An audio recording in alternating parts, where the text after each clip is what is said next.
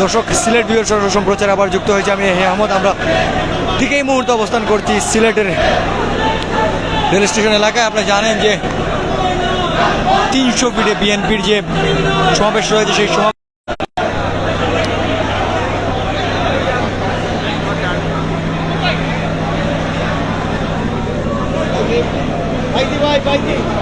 দর্শক ঠিক 9টা পর থেকে কিন্তু সিলেট যে রেল স্টেশন কর্মীরা জড়ো হতে শুরু হয়েছে এবং জড়ো হতে শুরু হয়েছে 9টার পর থেকে।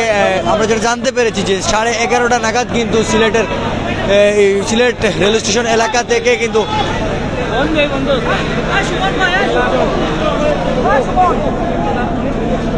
রেল স্টেশন এলাকা থেকে কিন্তু ট্রেন ছাড়বে আর এখান থেকে কিন্তু যাওয়ার উদ্দেশ্যে তারা রওনা দিয়েছেন।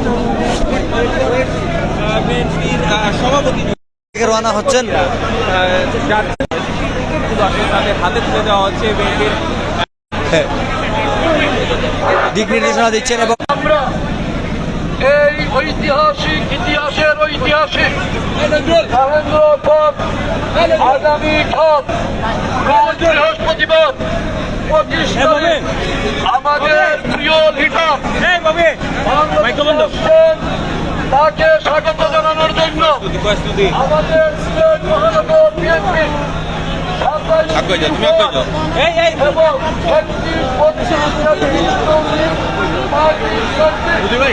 এবং নেতাকর্মী আগামীকাল ঢাকায় সেই ইতিহাসের সাক্ষী হওয়ার জন্য আমাদের যে নির্ধারিত স্থান আছে সেখানে জড়ো হবেন। আমরা শুধু আজকেই যাচ্ছি না, এটি আমাদের সর্বশেষ ট্রেন। আজকের এই ট্রেনে আমাদের নেতাকর্মীদেরকে বিদায় দেওয়ার মধ্য দিয়ে আমরা ঢাকার উদ্দেশ্যে, এটি আমাদের সর্বশেষ ট্রেন।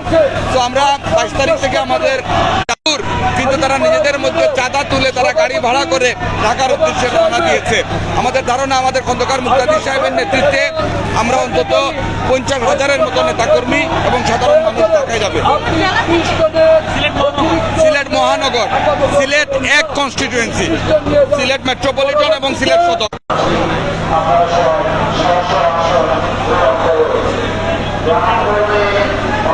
আমরা শুরুতে আসলে এখান থেকে সকাল থেকে কিন্তু জমায়েত হয়েছেন, রাত 9টা থেকে কিন্তু বিএনপি যারা রয়েছেন তারা সমবেত হয়েছেন এখানে। আর এখান থেকেই কিন্তু সিলেট ছাড়বে, সিলেট থেকে ঢাকার উদ্দেশ্যে রওনা হবেন।